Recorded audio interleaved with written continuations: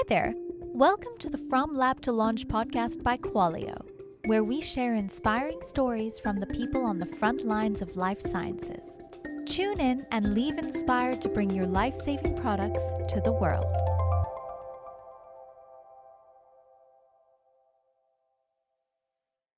Hi, everyone. I'm Kelly from Qualio and your host here at From Lab to Launch.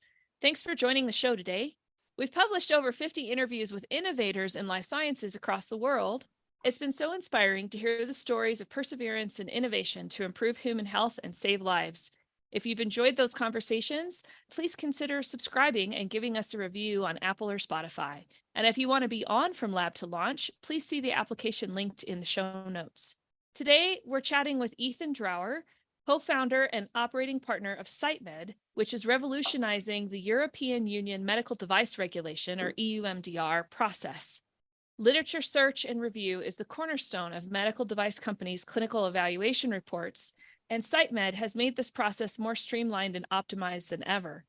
The CiteMed team was formed to deliver a high volume of beautifully written and formatted literature reviews on timelines that will enable companies to meet their EU MDR goals.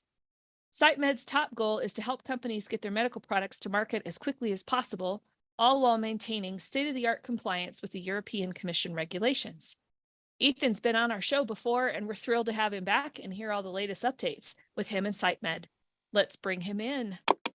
Hi, Ethan. How are you? Hey, Kelly. Thanks for having me again. Thanks for coming back. So for our new listeners, tell us a little bit about your background. Well, personally, I've always been, I'm a trained software engineer. So I've always come from the software side of the house when it comes to building new products, building new solutions. So that was my focus in university, and I kind of bounced around the industries for a while after that. I was in financial markets for a few years, consumer apps for a few years, and then only in the last 4 or 5 years or so have I really found my home in the regulatory space, specifically within that medical devices. So tell us then about CiteMed and what inspired you to start that business. I think we all recognize the challenge that is CER and clinical experience report. And of course, obviously with the EU MDR updates just in the last couple of years, that really expanded the scope of organizations that had to go through those processes, where before so many, it was just your critical type devices, your class 3s and whatnot. So it's definitely a hot topic in the broader medical device space for sure. But tell us about CiteMed and what it is that you guys are doing there.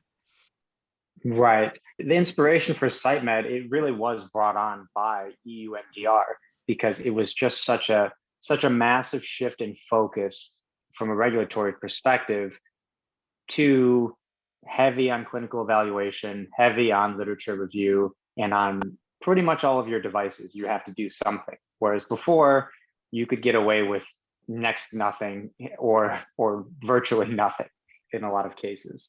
So the idea came to us, through it was really through my father. This was a dinner table kind of startup idea that came through, and he had been in the industry for decades and was recently tasked with coming up with a plan for EU MDR and completion of hundreds of CER updates. And he was telling me that he was showing me what he was working on and essentially saying, there's no way we can find the staff. There's just not enough labor in the world to get this done in a cost-effective and timely manner. And that's really, where my background came in, where I said, well, okay, what if we built a tool that helps people, be 20 times, 30 times faster and more thorough.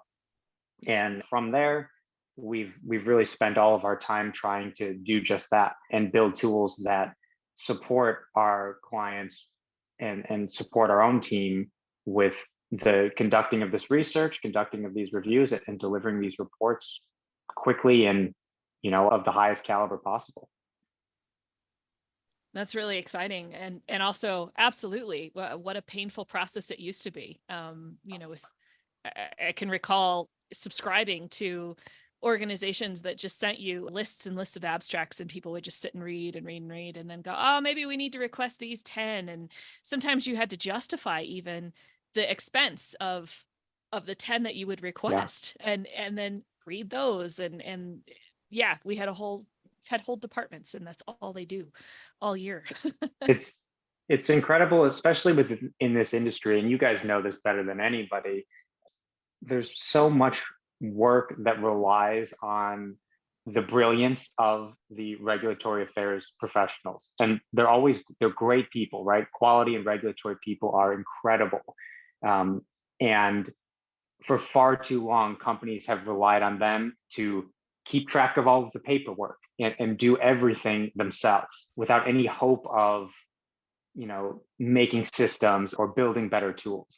For us, this is really just, it's been a long time coming. And that's why I love talking with you guys, because you share that vision as well. The time to catch up to the inefficiencies these regulations have created, the time is now. And we have the tools to do it. Somebody just has to really dedicate themselves to bringing them to life. Definitely.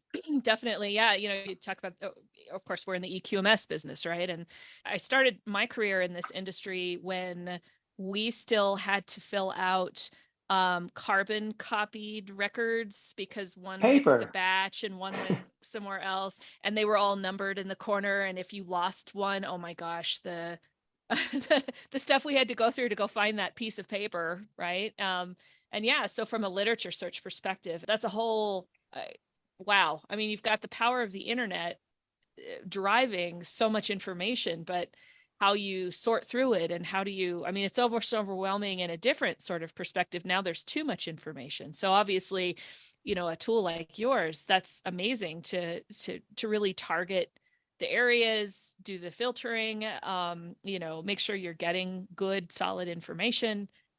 Wow. Talk about taking the pain out of it. Right. Well, you hit the nail on the head. The perspective has changed. It used to be companies don't have access to enough information, and it's tough to make decisions. And now they have so much information, they can't remember what they looked at a year ago. So the challenges are about organization and optimization now, instead of just raw collection. You have infinite amounts, but what are you going to do with it that's actually useful and produces the real world result of a safe device or a good submission, or whatever your goals may be? Hopefully both of those are your goals. Definitely. Definitely. How are you finding too? Coming from the EQMS side, right? There's still folks out there that just love their paper. They just want that. They want that piece of paper. They want the security that comes with that signature. So we see a little bit of resistance in places. I would imagine that perhaps there's some similar sorts of resistance to automated tools or, software not maybe trusting that information. Are you guys seeing some of that in your rollout of this? Yes, that's a great point. I feel there's too much, especially in the software world within regulatory, there's too much over marketing and over promising of what a software system does.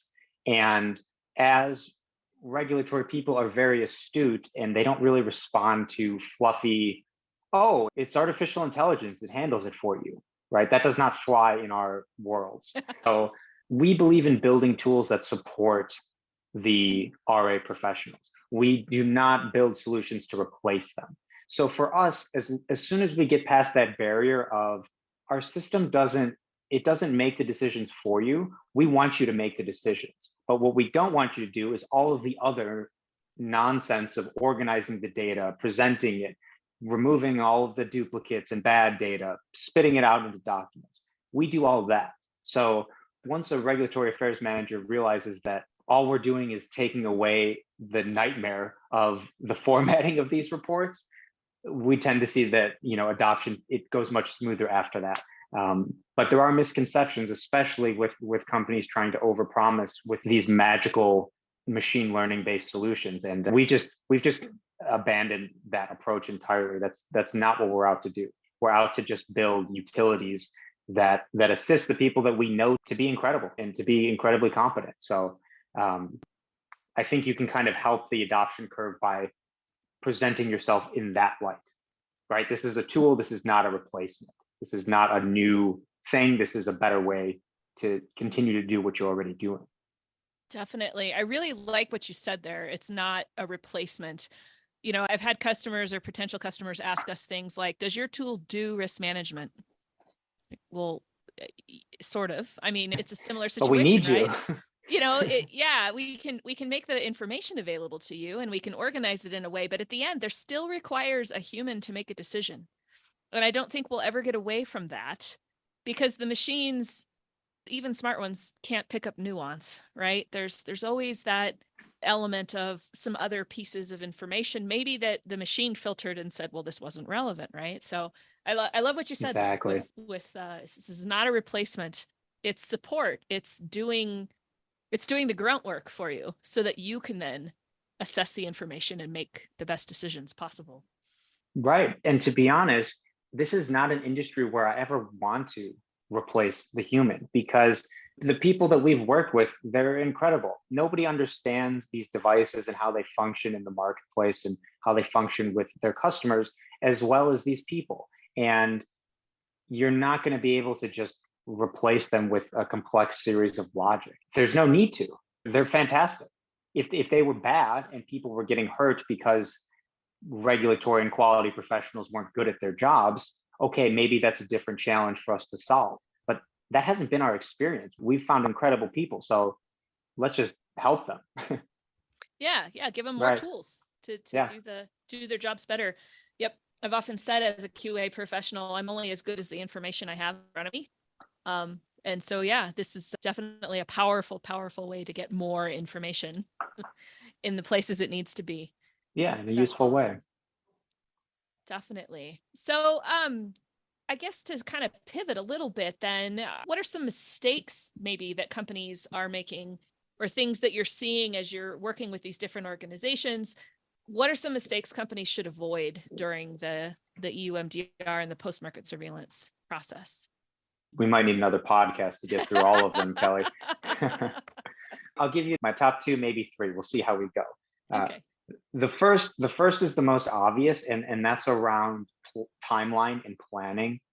The submission process we're generally finding it's taking 2 to 3 times what a manufacturer expects. And that's for a whole host of reasons. That's because it takes them a long time to actually put their documents together, but it also takes a long time to get a response from the notified body. And that can be a completely unpredictable chunk of time. Could be months, could be weeks. And depending on your response that you get back, you could be scrambling to fix things, or it could be a see you in 6 months type of correspondence. So try to plan. I know that's hard, but try to plan for as much safety margin as you can with getting these documents done. And don't try to line everything up perfectly to your deadline and expect that your tech file is going to get approved right away and everything's going to be fine. So that's probably the biggest, most general one, is just setting good expectations. To get a little bit, into more of the nitty gritty of MDR, especially in our world of clinical evaluation, we find that a lot of companies that don't have a ton of experience in their regulatory departments, they tend to struggle with making and supporting of the claims of their device. And by that, I mean, especially under clinical evaluation, you're making a safety claim about how safe your device is, and you're making a performance claim about what is it doing, right? How is it helping the patient, if it's helping the patient? And we have a lot of clients struggle with taking their marketing claims of saying, well, my device is better because it does all of these things, and trying to put those into their clinical evaluation claims. And that's where you can really run into problems, because there's not going to be clinical data that supports all of your marketing claims in the same way, right? If you are marketing a scalpel that you think is better, and because of these reasons, the blade is, I don't know, special or in some way, you're not going to find studies that support that.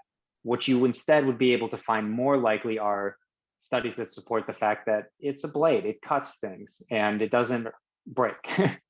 Right. So we have it's a bit of a dance to try to temper back the differentiating claims that you would make in a marketing perspective versus the claims that your notified body or any regulatory agency actually care about, which is it safe? Does it actually work as intended within the body? They don't care about anything else.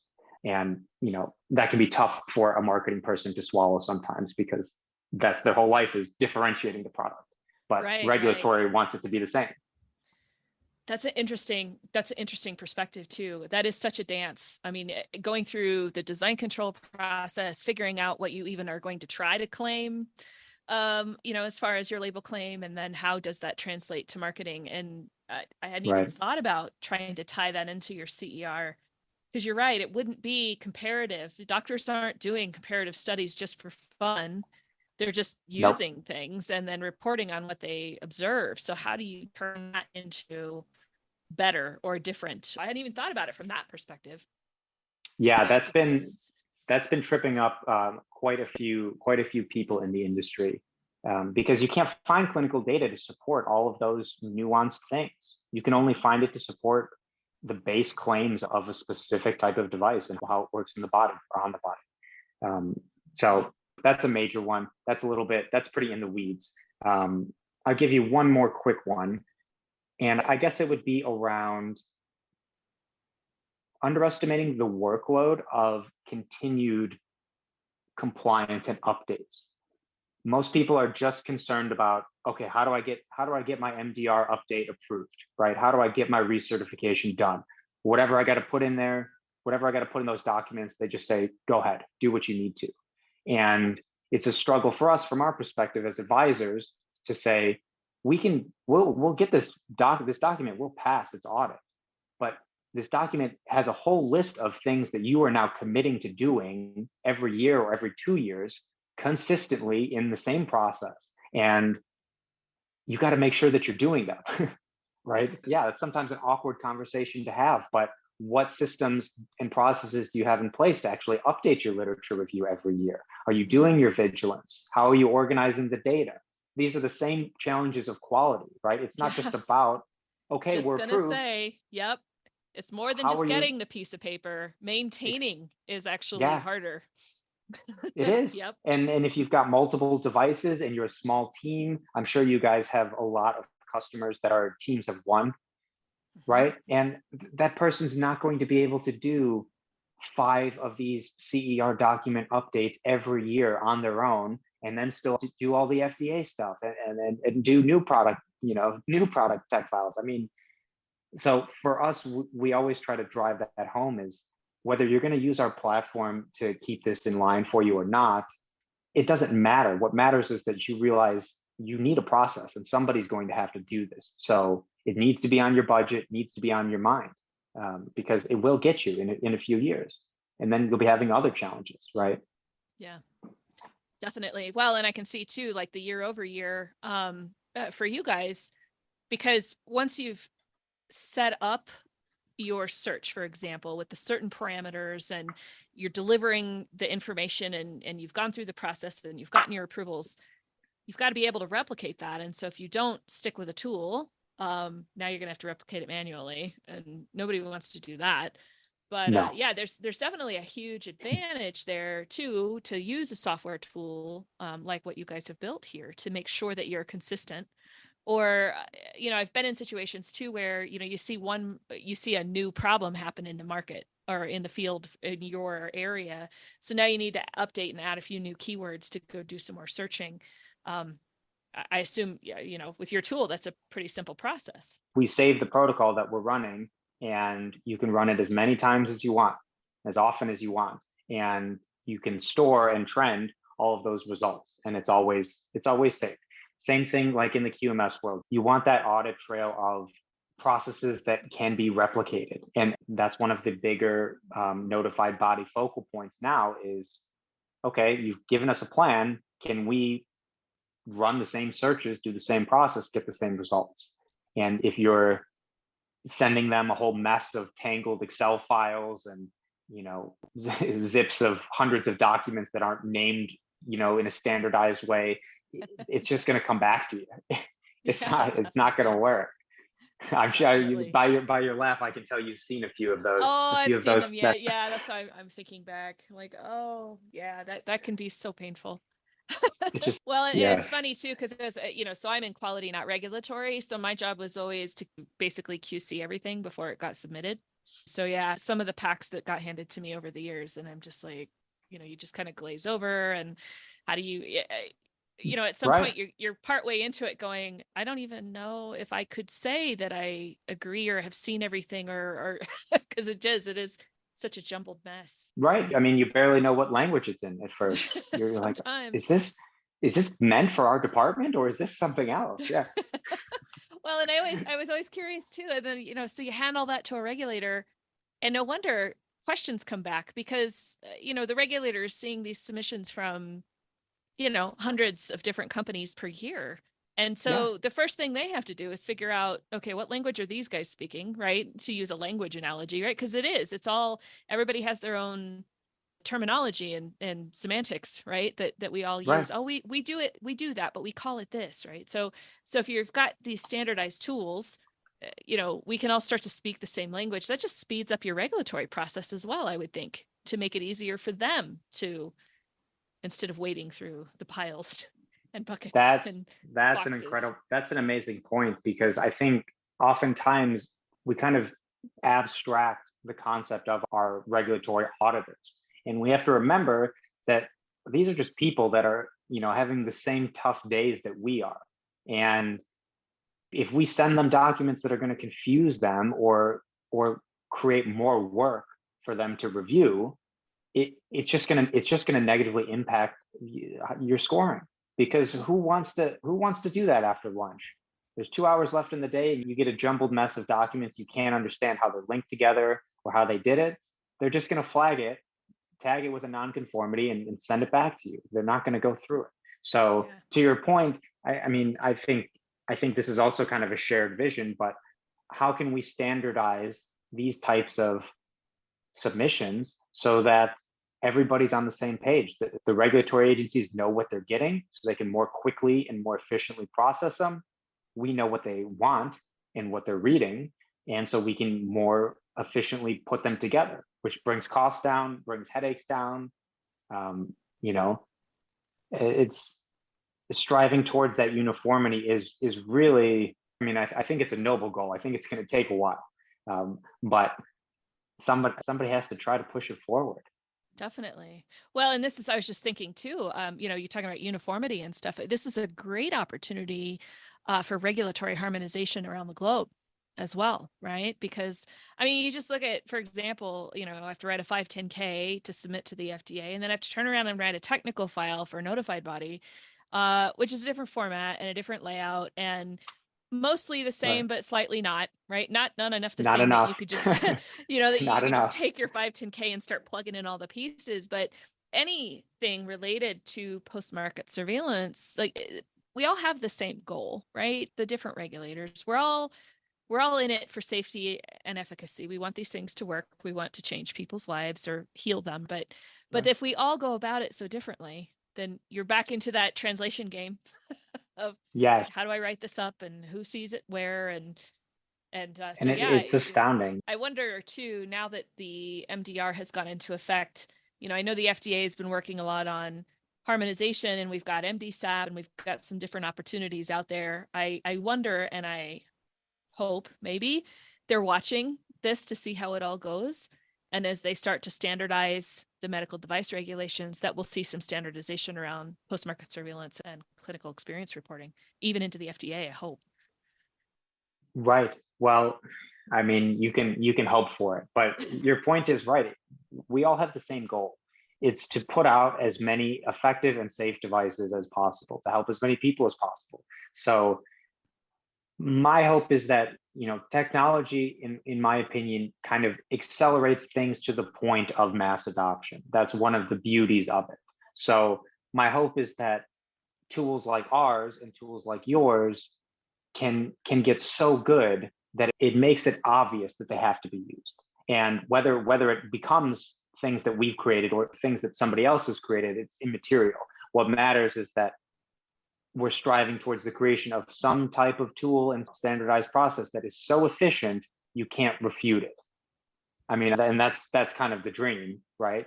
But that's always been my hope with technology, because in other industries, that's really how it's worked.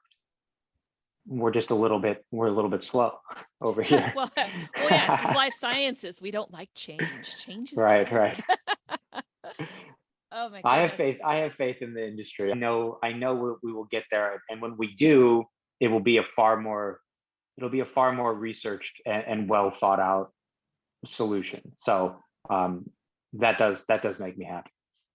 I'm with you on that one. And I'm also optimistic. I was very excited, Good Automated Manufacturing Practices, GAMP, has been one of those guidelines that we've all lived and died by for as long as I can remember in this industry. It finally updated last month, and it changes so much about their goal is really to enable innovation, right? Get us all using these automated tools, really thinking about them from that risk-based perspective. And honestly, I mean, the longer I'm doing this from an automated tool perspective, the more I think there's actually more risk in staying on paper and moving forward and embracing technology and its ability to help us have all the information we need available quickly and consistently. There's opportunity cost, right? Yeah. And that's a great point, especially especially when it comes to the startup world with devices. And one of our other main goals is, it's not just standardizing this process and taking over the world.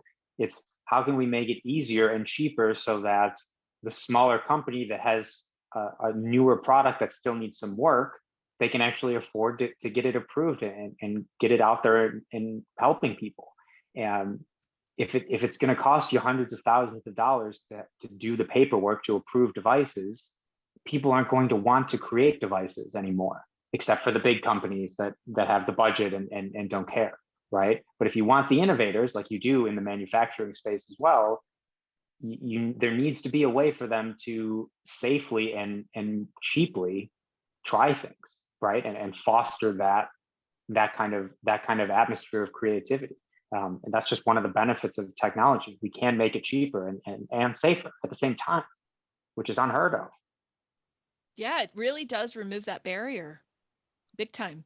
It's interesting, in working with different startups, and especially in the lower risk class, it's a very common regulatory approach to go to market and try not to make too many, if any, claims, or maybe you have broader claims planned, but your pathway is, let's just get it in the market now, and then we'll work on post-market surveillance and expanded indication studies and those kinds of things in order to get to the indication we really want to have, because we know our device really can do these things that are amazing, that are going to heal people or whatever, but the pathway to get there, and especially with MDR change, that really did change, I think, a lot of people's thinking. And so this is an amazing way to remove one of those barriers. We can make post-market surveillance easier and not so scary. Right. I mean, how silly is that? You can't actually talk legally about the benefits of your device that you've spent, years toiling over, because you can't afford to. You can't afford to prove that it actually does the things that you've designed it to. To me, that's a tragedy, and that's something that can be improved within the industry. Definitely. Well, I'm going to switch gears here for another minute or so. Just talk a little bit about being an entrepreneur. Yeah, throw me some curveballs, Kelly. Being an entrepreneur, what are some resources you would recommend to others that are just trying to get started? Ooh, okay, good one. I would say it depends on how new you are. I think if you're brand new and you have some ideas, etc., the most valuable thing you can do is you can talk to as many people as possible that have done what you're trying to, or have done something similar. And you're not necessarily looking for, when you talk to those people, which is easier than most would think, because especially entrepreneurs, they're always willing to help somebody that's down the line. So they will call you and they will talk to you. But what you should be looking for is, you should be looking for broader mindsets about how this person views their business and their team and their product. And you should be trying to embody those mindsets. the individual skills that you need as an entrepreneur, you will learn those as you go, right? You will learn accounting, you will learn sales, you will learn marketing as you need to, but the mindset of how do I approach this thing as a whole, that's what's really going to be the deciding factor in how successful you are and how quickly. So talk to as many people that have done it as you can get your hands on. That's probably my biggest one.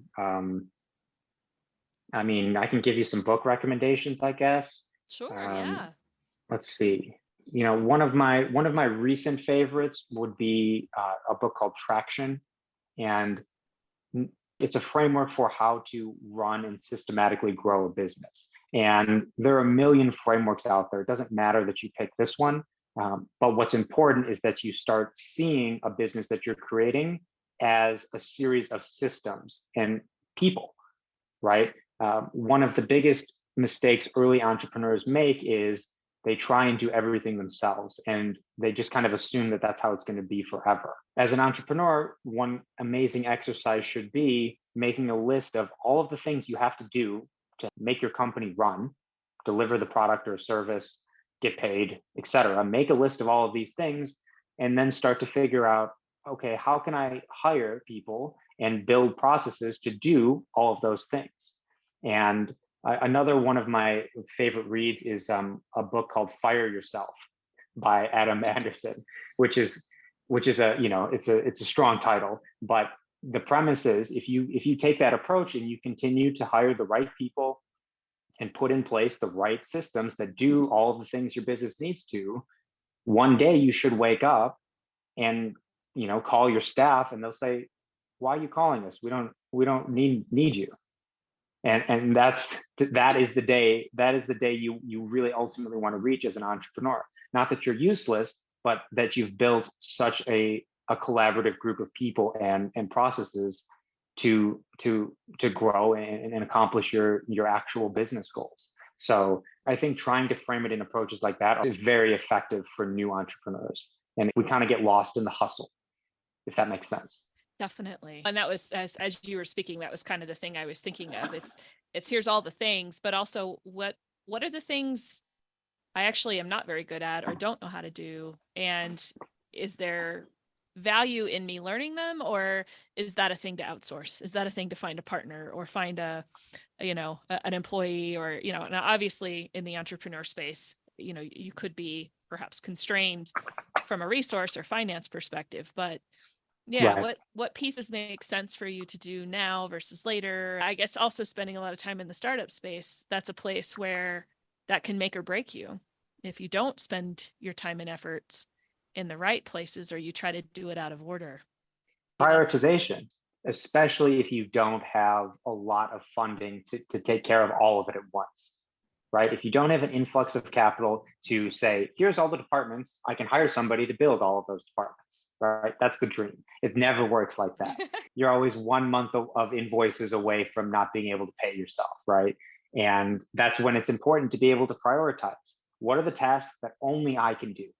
And I think you'll find most entrepreneurs think it's everything. Then, I'm so special and talented. What you'll find is you really start to break it down. In fact, most of those tasks you shouldn't even be doing, because you can actually hire somebody that's better than you at it. And that can be a hit to the ego, but that level of self-honesty, I would say, is an entrepreneur's biggest indicator of success. When you can say, I can do sales, but let's be honest, Kelly, I'm not that good, right? I'm not that good. I'm not a Superman. So maybe I should be looking to find somebody who is significantly better, and they can teach me a thing or two. That's a great way to approach it. But like you said, it's hard. It's hard to know. Definitely. Well, I think we're coming up on some time here. So where can folks go to learn more about CiteMed and get connected with you? LinkedIn, we're very active. The whole team posts and puts up wonderful articles that I take all of the credit for. Just kidding. But you can connect with me on LinkedIn. You can just find my name, Ethan Drower. I'm the only one. if you're interested in more about what we're doing and how our platform works, you can check out our website. It's citemedical.com. And that's it. We're pretty easy to find, and we're always happy to chat. So excellent. Well, thank you so much for your time, Ethan. It's been a pleasure chatting with you again. As always, I'm looking forward to our next conversation. Me too. Me too. All right. Thanks.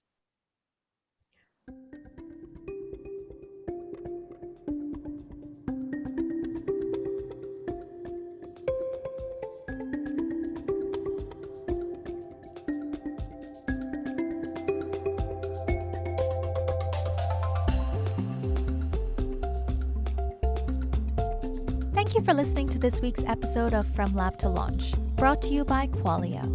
If you like what you've heard, please subscribe and give the show a positive review. It really helps us out. For more information about Qualio, our guest today, or to be a guest on a future episode, please refer to the show notes.